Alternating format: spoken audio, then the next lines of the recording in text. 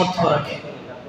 সামর্থ্য রাখার অর্থ হলো যে যার কাছে নিত্য প্রয়োজনীয় যত জিনিস আছে, দ্রব্যাদি আছে, সবকিছু থাকার পরে অবশিষ্ট তার কাছে এমন টাকা আছে যে টাকা দিয়ে সে যাওয়ার এবং আসার খরচ বহন করতে পারবে, ওই ব্যক্তির জন্য আল্লাহকে সন্তুষ্ট করার উদ্দেশ্যে কাবা ঘরের হজ করা আবশ্যক, ফরজ। ومن كفر فإن الله غني عن العالمين। এরপর আল্লাহ বলছেন যারা হজ করবে না অথবা হজের বিধানকে অস্বীকার করবে, আল্লাহ পাক মানুষের মুখাপেক্ষী নয়, আল্লাহ পাক পৃথিবীর মানুষের মুখাপেক্ষী নয়। আল্লাহ পাক তোমাদেরকে ডাক দিয়েছে, মন চাইলে তোমরা আসতে পারো, আর মন না চাইলে আল্লাহ তোমাদের মুখাপেক্ষী নয়, বরং আমরা হচ্ছে আল্লাহ তাআলার মুখাপেক্ষী, আল্লাহ আমাদের মুখাপেক্ষী নয়। আসলে তোমাদের লাভ হবে। মানাফিউ লিন-নাস, আল্লাহ কোরআনে অন্যত্র বলেছেন হজে মানুষের জন্য বিবিধ উপকার রয়েছে।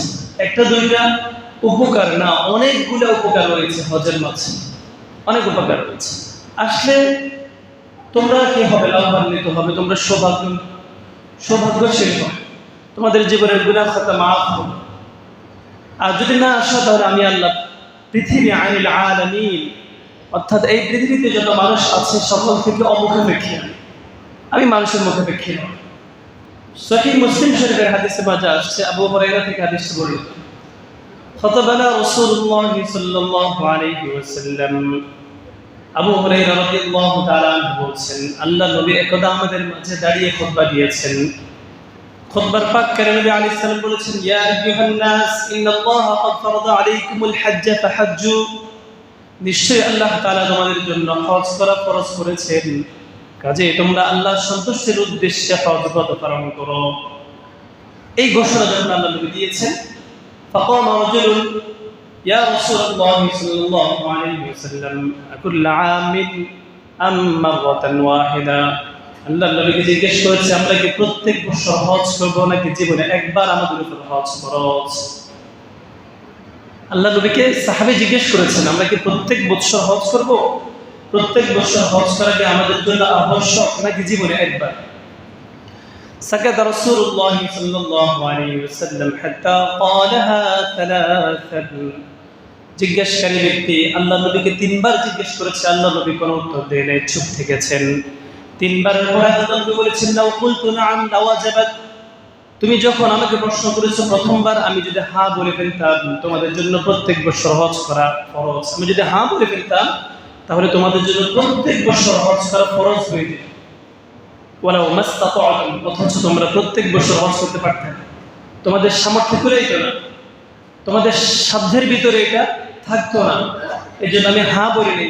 তিনবার তুমি বলেছো, তিনবার আমি চুপ থেকেছি। এরপর আল্লাহর পক্ষ থেকে আমার অন্তরের মাঝে ওহী করা হয়েছে, প্রত্যাদেশ করা হয়েছে। তারপর আমি তোমাকে বলেছি জীবনে একবার হজ করলে মানুষের ফরজ হজ আদায় হয়ে যাবে। এরপরে যেগুলো আছে সেগুলো হচ্ছে কি নওয়াফিল হজ, অতিরিক্ত হবে, অতিরিক্ত ইবাদত বলে গণ্য হবে এগুলো। এই প্রসঙ্গে আরেকটি হাদিস আব্দুল্লাহ ইবনে আব্বাস রাদিয়াল্লাহু তাআলা আনহুমা থেকে সুনান ইবনে মাজাহ হাদিসটি বর্ণিত হয়েছে।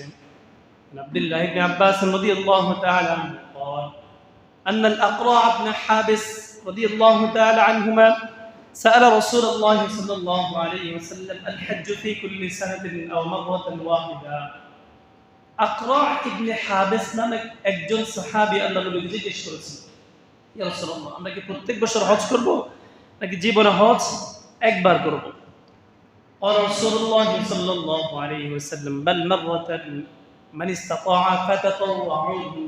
আল্লাহ নবী বলেছেন বরং একবার হজ করবে, এরপরে যদি তোমাদের কারো সামর্থ্য কুলায় তাহলে সেটা নফল হজ বলে বিবেচিত হবে। এরপরে তোমরা হজ পালন করতে পারবে, একবার পরে যদি তোমার সামর্থ্য হয় তুমি বারবার করো, কোনো বাধা নেই, তবে সেটা নফল বলে বিবেচিত হবে। একবার করে এই জীবনে হজ, একবার করে জীবনে কি